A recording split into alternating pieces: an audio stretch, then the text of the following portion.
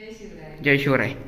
आता आपण पाहणार ते गुप्त काळातील कला व स्थापत्य. गुप्त काळाला सांस्कृतिक खूप मोठं योगदान भारताला दिल्यामुळं सांस्कृतिक वैभवाचा काळ असं म्हटलं जातं किंवा सांस्कृतिक सुवर्णयुग असं म्हटलं जातं. त्यामुळे गुप्त काळामध्ये काय होत्या कला, काय स्थापत्य होतं, कशा पद्धतीने त्यांचं सांस्कृतिक जीवन होतं याविषयी आपण थोडक्यात माहिती घेणार आहोत. खरं तर गुप्त काळातील जे कला आहे, जे मूर्त्या आहेत किंवा जे स्थापत्य आहे, जे मंदिरं बांधलेले आहेत, जी शिल्प आहे, ते सगळं भारतीय शुद्ध कला आहे. हे लक्षात घ्यायचंय. भारतीय शुद्ध कला आहे म्हणजे त्याच्यामध्ये रोमचं, ग्रीकचं कुठलंही त्याच्यामध्ये मिश्रण नाही. तर एक शुद्ध कला भारतीय आपल्याला जर पाहिजे असेल तर गुप्त काळातलं स्थापत्य, मूर्तिकला, शिल्पकला, संगीत, नृत्य हे सगळं तुम्ही पाहिलं पाहिजे. ठीक आहे. तर इथं गुप्त काळामध्ये जी एवढी प्रगती झालेली आहे त्याला कारण काय होतं, तर गुप्त काळाचे जे राजे होते त्यांनी कलेला, विद्या, कला, स्थापत्य, शिल्पकला, संगीत, नृत्य या सगळ्या कलांना त्यांनी राजाश्रय दिला होता. म्हणजे त्यांच्या दरबारामध्ये कवी होते, वेगवेगळे शिल्पकार होते, संगीतकार होते. तर हे त्यांनी राजाश्रय दिल्यामुळेच ते शक्य झालेलं होतं की एवढा विकास, एवढं डेव्हलपमेंट त्या काळामध्ये कलेचं झालेलं होतं. लक्षात घ्या, संगीत आणि नृत्य कला. तर समुद्रगुप्त हा स्वतःच मोठा संगीतकार होता. म्हणजे स्वतःच समुद्रगुप्त. तुम्हाला ऑब्जेक्टिव्हला प्रश्न येऊ शकतो की गुप्त काळामधला कोणता राजा हा स्वतः वीणा वादन करत होता. म्हणजे तो वीणा वाजवायचा याचं चित्र आपल्याला सापडलेलं आहे. त्याच्या नाण्यावर पण ते चित्र कोरलेलं आहे. त्याच्यावर आपल्या लक्षात काय येतं की समुद्रगुप्त हा गुप्त काळातला राजा हा स्वतः वीणा वाजवायचा, त्याला खूप आवडायचं. संगीताचा तो संगीत तज्ञ होता. लक्षात घ्यायचंय. तर तो संगीत तज्ञ होता. तर तिथे जे स्त्रिया होत्या, राजकीय स्त्रिया असतील किंवा थोड्याशा मध्यमवर्गीय स्त्रिया असतील, तर त्या स्वतः संगीताचं शिक्षण घेत होत्या. म्हणजे गुप्त काळातल्या स्त्रियांना संगीत, नृत्य, कला यांची खूप आवड होती. त्यामुळे गुप्त काळामध्ये जास्तीत जास्त स्त्रियाने संगीतामध्ये भाग घेतलेला आपल्याला दिसतो. आता उदाहरण पाहिजे असेल तर बाग गुहा मंदिरामध्ये एक नर्तक नृत्य म्हणजे एक पुरुष नर्तक हा नृत्य करत आहे आणि सोबत जे आहे ते नर्तिका नृत्य करत असताना आपल्याला एक चित्र मिळालेलं आहे. तुम्हाला माहिती आहे अजिंठ्याची लेणी असेल, वेरूळ असेल, घटोत्कचची गुहा असेल किंवा हे बाग गुहा किंवा लेणी असेल, तर यामध्ये वेगवेगळे शिल्प आणि चित्र कोरलेले आपल्याला दिसतात.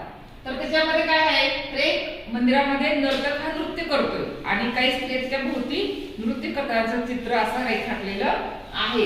आणि काही वेळा त्याच गुहेमध्ये वाघ जे आहे, वाघ गुहेमध्ये एक स्त्री हे स्वतः वाद्य वाजवत आहे असे चित्र त्यांनी रेखाटलेलं आहे. म्हणजे स्त्रियांना सुद्धा वाद्य वाजवता येत होतं. म्हणजे त्या संगीताचं शिक्षण घेत होत्या असं आपल्याला दिसतंय.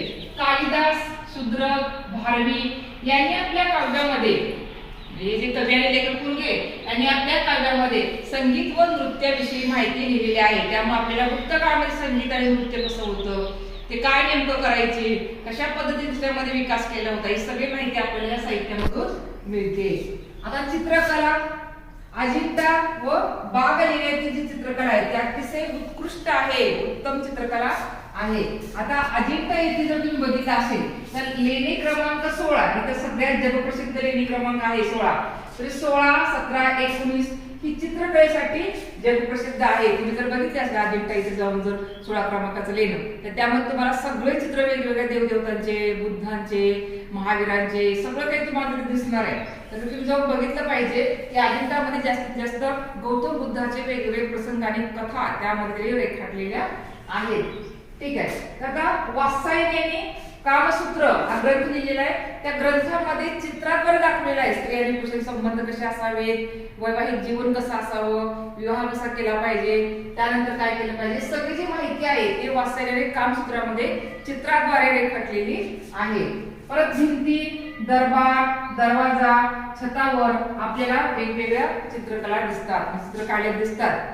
एखादा राज दरबार असेल तर दरबारामध्ये वेगवेगळे चित्र, प्रसंग त्या राजांच्या विषयी, युद्धाचे प्रसंग असतील, त्याचे विवाहाचे प्रसंग असतील, ते दिलेले न्याय देण्याचे प्रसंग असतील, ते त्या भिंतीवरती कोरलेले आपल्याला दिसून येतात. दरवाजावरती अतिशय सुंदर असं कोरीव काम करून त्याच्यावरती पण चित्र रेखाटलेले दिसतात आपल्याला. म्हणजे छतावरती सुद्धा बऱ्याच ठिकाणी तुम्हाला गुप्त काळामध्ये चित्र रेखाटलेले दिसतात. तर ते चित्र आहेत ना ते आखीव, रेखीव, शौर्य म्हणजे राजाने गाजलेला पराक्रम, धैर्य, आनंद, वेगवेगळ्या भावभावना रेखाटल्या दिसतात. म्हणजे ज्या टाइमला एखादी मूर्ती कोरलेली आहे त्या मूर्तीचे भावभावना अतिशय सुंदर अशा कोरलेल्या आहेत. म्हणजे हास्य असेल, आनंद असेल, दुःख झालेले असेल किंवा नृत्य करत असताना हे जे काही वेगवेगळे नवरस आहेत ते नवरस आपल्याला या चित्रांमधून रेखाटलेल्या दिसतात. ठीक आहे. तर आता मूर्तिकलामध्ये बनारस, सारनाथ, खोह, भुमरा, भिलसा, वेरूळ आणि अजिंठा येथे वेगवेगळ्या मूर्ती आपल्याला दिसून येतात. आता शिव पार्वतीची मूर्ती असेल, विष्णू, कृष्ण, भगवान बुद्ध, भगवान महावीर, वेगवेगळ्या देवी देवता यांच्या कथा प्रसंग याविषयी आपल्याला याच्यामध्ये माहिती दिसून येते. म्हणजे त्या मूर्तीमध्ये वेगवेगळ्या देवदेवतांच्या मूर्ती आहेत, देवीच्या मूर्ती आहेत, भगवान बुद्धांच्या आहेत, भगवान महावीरांच्या मूर्ती आहेत, त्यांचे कथा प्रसंग त्याच्यामध्ये रेखाटलेले आहेत. त्यामुळे आपल्याला त्या काळामध्ये बौद्ध धर्म किंवा जैन धर्म किंवा हिंदू धर्म कशा पद्धतीने प्रचार प्रसार केला जात होता याविषयी आपल्याला माहिती मिळते. अलंकारांची माहिती मिळते, वस्त्रांची माहिती मिळते, सामाजिक जीवनाची, आर्थिक, राजकीय जीवनाची आपल्याला या मूर्तिकलेमधून माहिती मिळत असते. ठीक आहे. तर आता मृतचित्रे यालाच काय म्हणतो, टेराकोटा. टेराकोटा म्हणजे मातीची केलेली शिल्पकला असेल. तर हे लक्षात ठेवायचंय. मृतचित्रे किंवा टेराकोटा म्हणजे मातीची खेळणी किंवा मातीची वेगवेगळ्या मूर्त्या.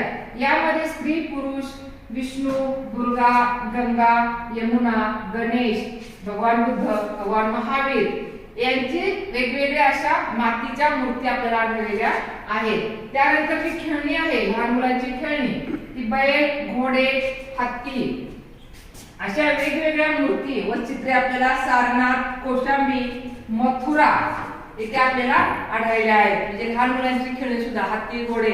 आता जर लहान मुलांना खेळणी म्हणली तर काय वेगवेगळे तुम्ही खेळणी आणून देता, जी प्लास्टिकची खेळणी असते, नाहीतर मग सरळ मोबाईल त्याच्यावरती दाखवत असतात.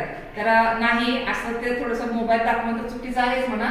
पण इथं जर तुम्ही बघितलं असेल तर गुप्त काळातली खेळणी कशी होती, ती लाकडाची असायची किंवा मग ती मातीची खेळणी असायची, मातीपासून तयार केलेली खेळणी असायची. घोडा, हत्ती, त्या लहान मुलांना ते खेळणी दिली जात होती. ठीक आहे. तर आता स्तंभ, जे स्तंभ आहे ते विजय स्मृती किंवा राजाची कीर्ती. म्हणजे जर विजय स्तंभ उभा केला तर एक तर राजाने कुठला तरी प्रदेश जिंकून आलेला असता त्याच्या स्मरणामध्ये तो विजय स्तंभ उभा केला जायचा. त्याची कीर्ती सगळ्या जगाला सांगायची असेल तर तो उभा केला जायचा. किंवा धर्माची माहिती आपण बघतोय, बौद्ध धर्म किंवा हिंदू धर्म असेल किंवा जैन धर्म असेल, या धर्माविषयी माहिती सांगण्यासाठी सुद्धा स्तंभ उभा केलेले आहेत. तर किंवा एखाद्या प्रदेशाची सीमा आपल्याला दाखवायची, बाबा गुप्त काळाची सीमा एवढी आहे, तर तिथे सुद्धा त्यांनी ते स्तंभ त्या काळामध्ये उभा केलेले आहे. तर असे स्तंभ उभा करून आपल्याला जास्त माहिती दिलेली आहे. तर स्कंदगुप्ताचा प्रसर लेख, आयरनचा स्तंभलेख, मेहरवणीचा स्तंभलेख, याला विष्णुदूत सुद्धा म्हणतात. आता तुम्हाला माहिती आहे मेहरवणी म्हणजे दिल्लीजवळ जो स्तंभ आहे, दिल्लीमध्ये स्तंभ आहे, तो असा गुप्त काळातला जगप्रसिद्ध असा स्तंभ आहे. तो लोहस्तंभ आहे, पण असं म्हणतात की ते अजूनही गंजलेला नाही. बघा किती वर्ष होऊन गेले पण अजूनही ते लोखंड गंजलेलं नाही. तर तो जवळजवळ 24 फूट उंच आहे आणि 180 मन, एक मन म्हणजे 40 किलो. हे तुम्ही लक्षात घ्या किती मन झाला असेल. इतका मोठा तिथे त्यांनी लोहस्तंभ उभा केलेला आहे. तो कसा बनवला, कसा ते धातू त्याच्यामध्ये घेतले, काय नेमकं रसायन टाकलं, हे आजही संशोधकाला सापडलेलं नाही. तर अशा पद्धतीनं यांनी स्तंभामधून सुद्धा माहिती दिलेली आहे. स्थापत्य आणि शिल्पकला, जी शिल्पकला आहे ती पूर्णाकृती मानवी प्रतिमा किंवा चेहऱ्यावरती शांतता, गंभीरता दाखवलेली आहे. म्हणजे फक्त हात, म्हणजे आपण म्हणतो का नाही हातापर्यंतच काही मूर्त्या असतात, तर अशा मूर्त्या न करता त्यांनी गुप्त काळामध्ये पूर्णाकृती म्हणजे पूर्णपणे माणूस दिसला पाहिजे. म्हणजे डोक्यापासून ते पायापासून ते माणूस दिसला पाहिजे, तो राजा दिसला पाहिजे किंवा तो देवदेवता दिसली पाहिजे, म्हणून पूर्णाकृती काय केलेलं आहे, असे पुतळे उभा मूर्त्या तयार केलेल्या आहेत. त्यानंतर त्याच्या तोंडावरती एकदम शांतता, गंभीरता असे हावभाव तुम्हाला दिसतात. म्हणजे मूर्ती बघितली की तुम्हाला कळतं की शांत मूर्ती आहे बाबा. आता भगवान बुद्धाची मूर्ती बघितली की आपल्याला एकदम शांत वाटायला लागतं की चेहऱ्यावरती कशी त्यांच्या शांतता आहे म्हणून. हे लक्षात घ्यायचं की शांतता, गंभीरता त्याच्या चेहऱ्यावरती ते हावभाव त्यांनी दाखवलेले आहेत. आता दशावतार मंदिर मध्ये देवगड मध्ये जे मंदिर आहे दशावतार मंदिर, त्यामध्ये बघा तुम्ही वेगवेगळे नरसिंह अवतार दाखवलेत विष्णूचे, ते सुद्धा तुम्ही बघू शकता. इतर गाव कानपूरला, शिरपूर मध्य प्रदेश आणि पहाडपूर बंगालमध्ये इथं काय केले, वेगवेगळे असे शिल्पकला काढलेले आहेत. अतिशय सुंदर उत्कृष्ट असे ते शिल्प आहेत, तुम्ही बघितलं तर लक्षात येईल. किंवा चैत्य, स्तूप, विहार यामध्ये सुद्धा काय केले आहे त्यांनी वेगवेगळे स्थापत्य किंवा जे शिल्पकला आहे ती तुम्हाला त्याच्यामध्ये दिसून येते. या सगळ्या गोष्टींच्यामुळे म्हणजे शिल्पकला, संगीत, नृत्य, स्थापत्यकला, स्तंभ, या टेराकोटा, या सगळ्यांच्यामुळं जे गुप्तकाळ आहे, या गुप्तकाळाला काय म्हणतात, सुवर्णयुग असं म्हणतात. समजलं?